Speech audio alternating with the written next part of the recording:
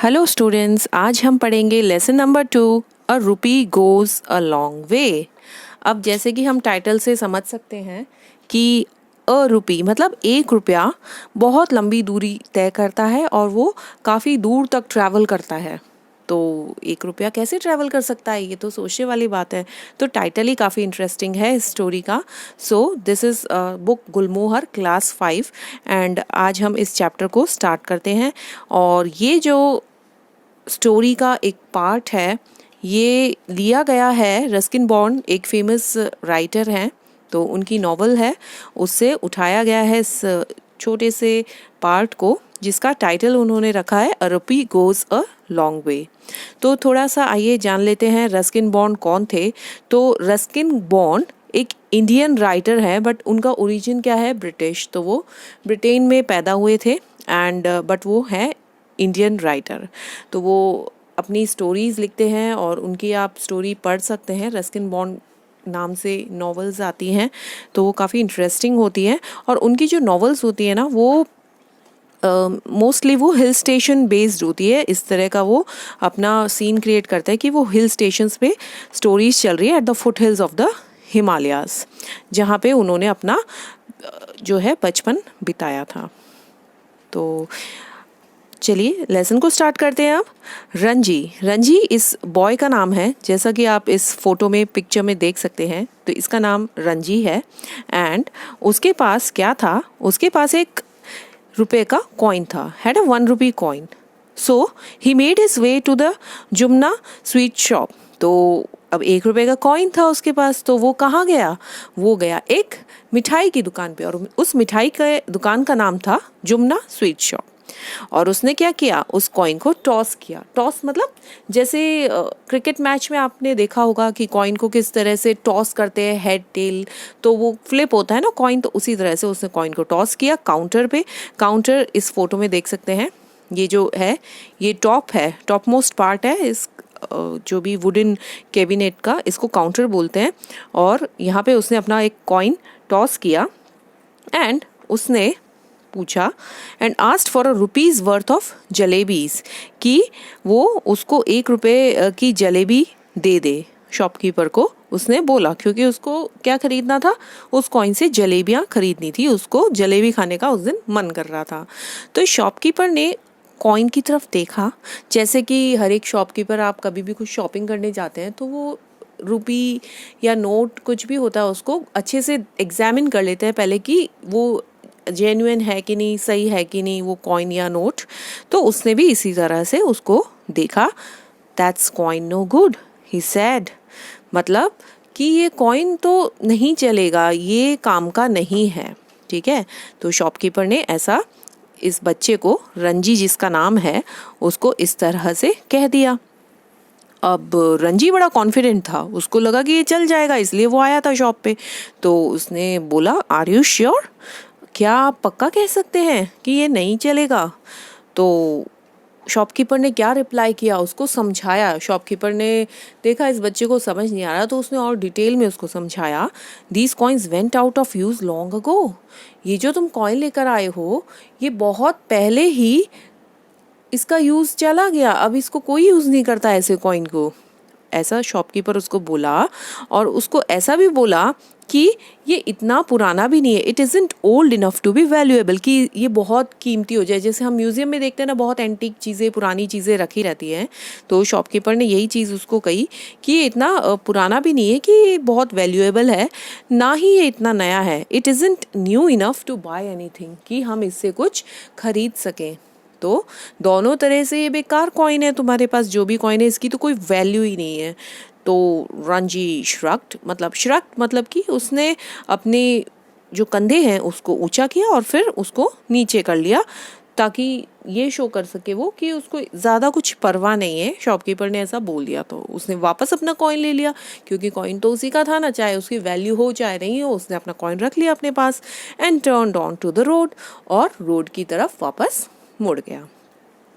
अब क्या हुआ, soon Ranji was wandering through the bazaar, वो ऐसे ही टहल रहा था बाजार में। अब उसको जलेबी तो खाने को मिली नहीं, तो वो यूं ही टहल रहा था। फिर when He heard a familiar voice behind him. उसके पीछे उसने एक जानी पहचानी से उसको आवाज़ सी आई. Where are you going, Ranji? किसी ने उसको पूछा कि रंजी तुम कहाँ जा रहे हो. तो अब ये क्वेश्चन रंजी से किसने पूछा था, वेर आर यू गोइंग? वो था मोहिंदर सिंह. मोहिंदर सिंह कौन था? रंजी का दोस्त था. अब एक हाथ में मोहिंदर के क्या था, उसके पास एक होममेड फिशिंग रॉड थी, जो कि उसने होममेड मतलब उसने घर पे ही बना ली थी. तो रंजी ने कहा कि मैं तो कहीं नहीं जा रहा, आई एम नॉट गोइंग एनीवेयर. और फिर रंजी ने देखा कि ये मेरे से पूछ रहा है, चलो कहाँ जा रहे हो, तो मैं भी पूछ लेता हूँ, वेयर आर यू गोइंग. तो उसने भी पूछ लिया कि भाई मोहिंदर तुम कहाँ जा रहे हो. तो मोहिंदर ने कहा कि I am not going, I have been. मैं जा तो नहीं रहा पर मैं जा चुका हूँ. मोहिंदर ने ऐसा रंजी को कहा. और आई was fishing in the canal all morning. तो उसने उसको रंजी को बोला कि मैं तो मछलियाँ पकड़ रहा था, पूरा सुबह मैंने मछलियाँ मैं पकड़ रहा था. तो रंजी ने फिशिंग रॉड की तरफ, उसका ध्यान कहाँ गया फिर, जैसे उसने बोला I was fishing, fishing rod की तरफ रंजी का ध्यान चला गया. Will you land it to me? तो उसका मन भी चल गया उस पर, है ना. तो क्या तुम ये मुझे दोगे, उसने उसको पूछा. तो अब मोहिंदर बड़ा स्मार्ट, उसने उसको क्या कहा, you will only lose it और ब्रेक इट. उसने देखा कि है ना ये अभी मेरे से फ्री में मांग रहा है, मैंने इतनी मेहनत कर आके रॉड बनाई है, तो उसने उसको सिंपली बोल दिया कि या तो तुम इसको खो दोगे या तोड़ दोगे. तो अब उसने क्या सोचा कि इससे चलो कुछ पैसे मांग ले, तो कुछ पैसे ही बना लिए जाए रॉड के. मोहिंदर ने ये सोचा. तो उसने उसको क्या कहा, but I don't mind selling it to you ₹2. तो उसने उससे ₹2 मांगे उस चीज़ के, कि मेरे को कोई दिक्कत नहीं है, कोई आपत्ति नहीं है अगर तुम खरीद लो तो, तब तुमको इसको चाहे तोड़ो मोड़ो कुछ भी करो, तो मुझे ₹2 दे दो, ऐसा उसने उसको कहा.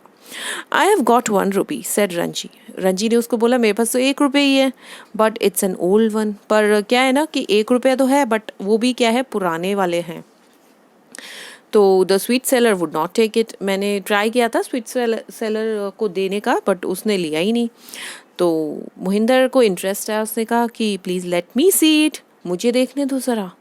तो उसने कॉइन ले लिया, he took the coin and looked it over, और उसकी तरफ वो देखा. फिर अपन कहते हैं ना, I don't suppose it's worth much. तो उसने भी उसकी वैल्यू को ज़्यादा वैल्यूएबल उसको घोषित नहीं किया. बोले कि इसकी इतनी कीमत तो नहीं लग रही, but my uncle collects old coins. मेरे जो अंकल है ना, वो उनको बड़ा शौक है, पुराने कॉइन्स वो कलेक्ट करते हैं, ऐसा मोहिंदर ने रंजी को बोला.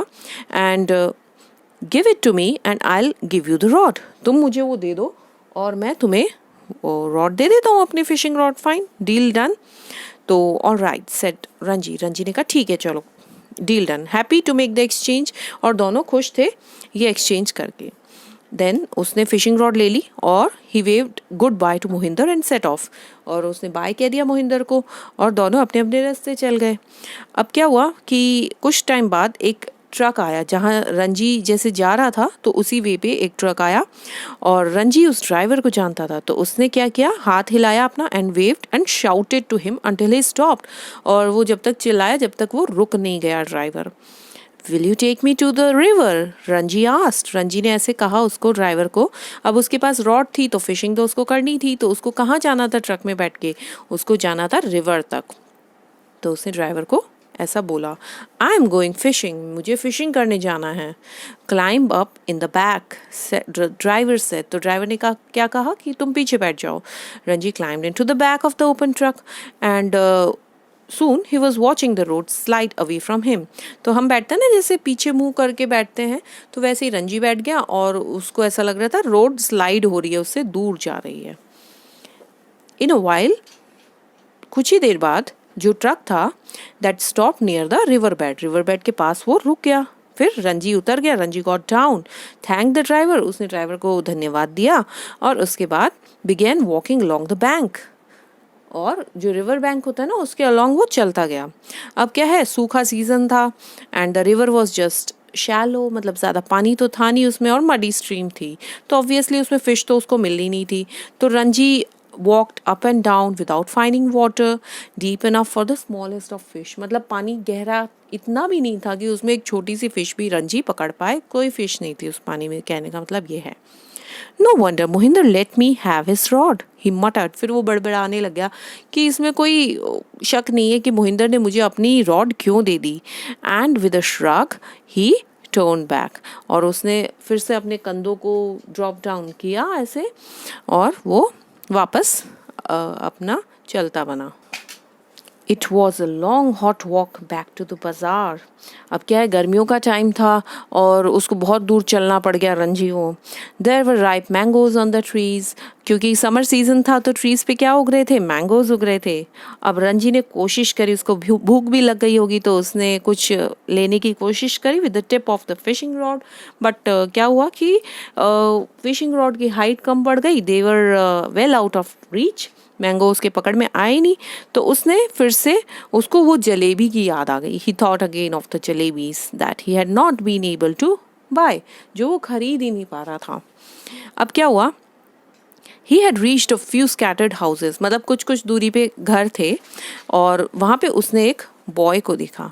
वो बॉय क्या कर रहा था, बांसुरी बजा रहा था। He was playing a flute and अब गर्मियों के दिन थे, एकदम शांति से बनी हुई थी। In the stillness of the hot afternoon, flute की बहुत ही मधुर सी आवाज़ आ रही थी। The flute made a cheerful sound.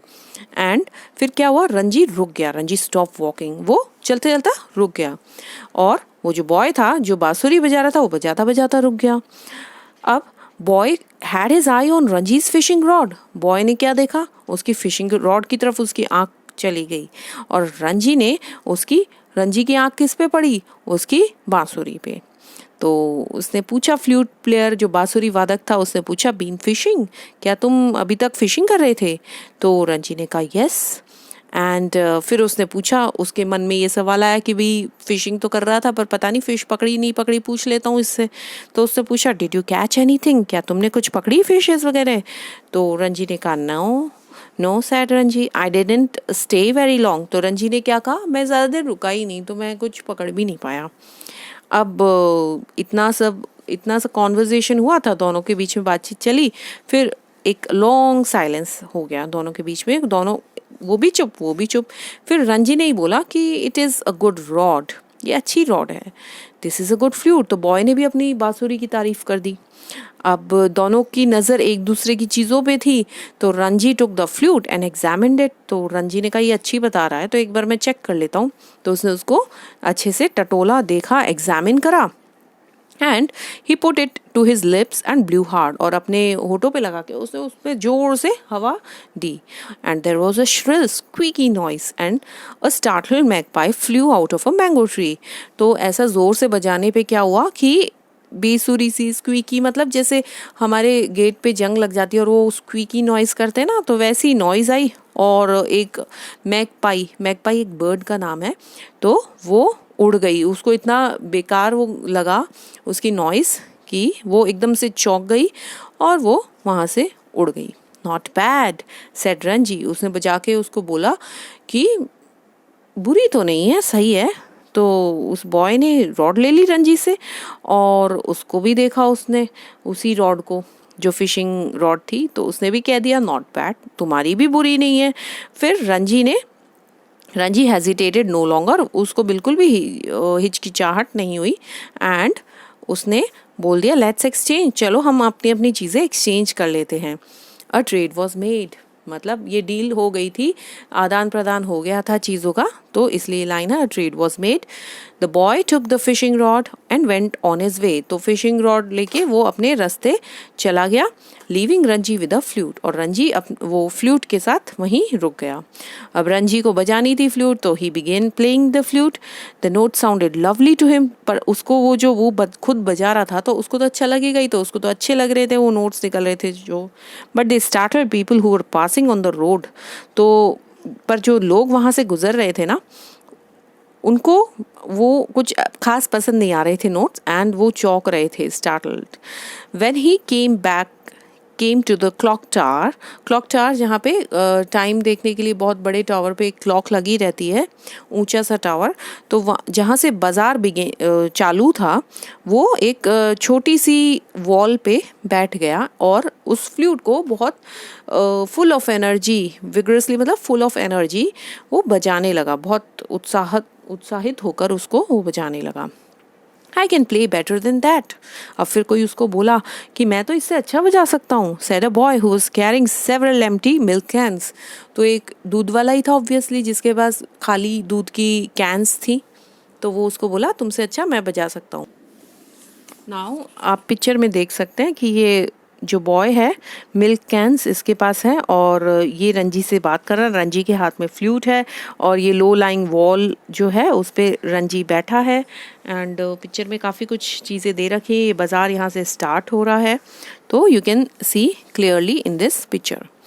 तो रंजी ने उसको कहा लेट्स सी कि चलो तुम बजा सकते हो तो देखते हैं कैसे बजाते हो तुम, देखते हैं।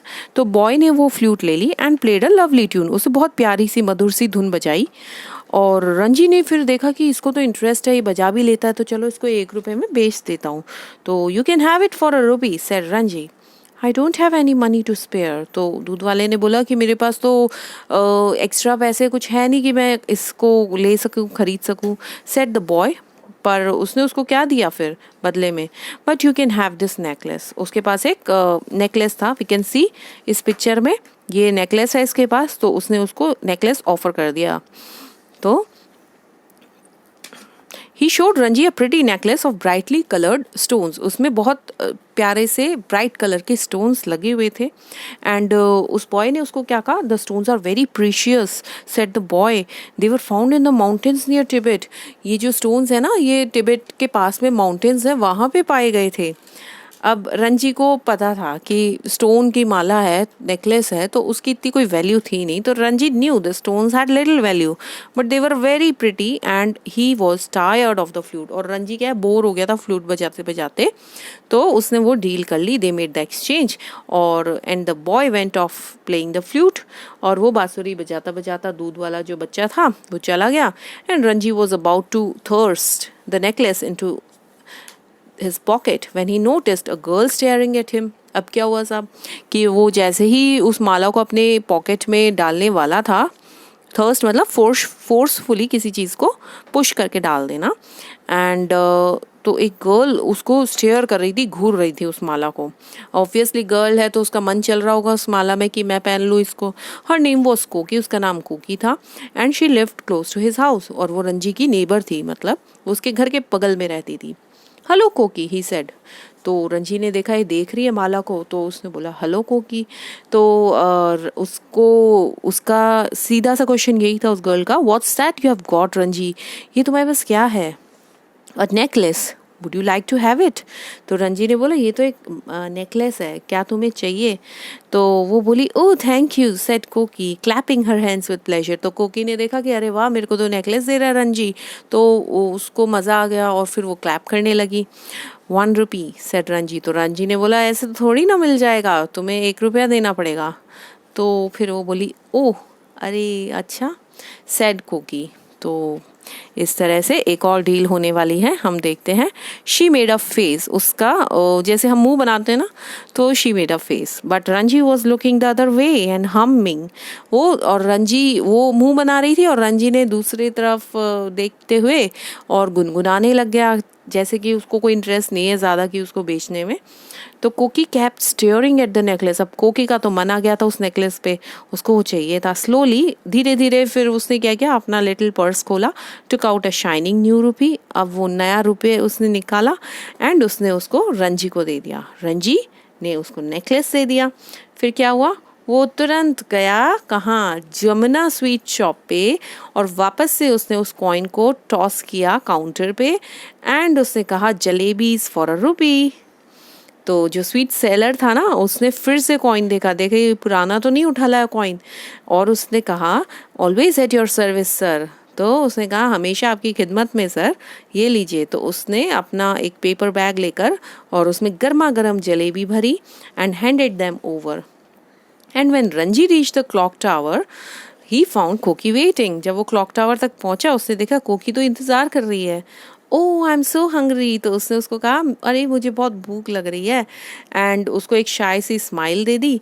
एंड दोनों बैठे, so they sat side by side on the low wall, उसी वॉल पे जहाँ पे रंजी बैठा था पहले, वहाँ बैठे। एंड कोकी help Ranji finish the jalebis, कोकी ने रंजी को जलेबीज फिनिश करने में हेल्प करी।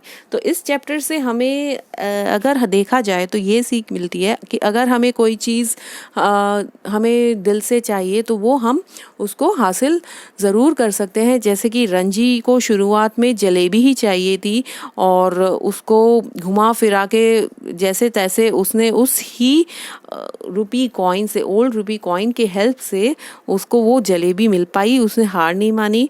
And this was the story of Ruby goes a long way, मतलब एक रुपया कितना कितना जगह चल फिर के और फाइनली वो रंजी को जलेबी दिला पाया। So this was a chapter. I hope आपको चैप्टर बहुत अच्छे से समझ आ गया होगा। In case you have any doubt you can just right on the comment section. Thank you very much.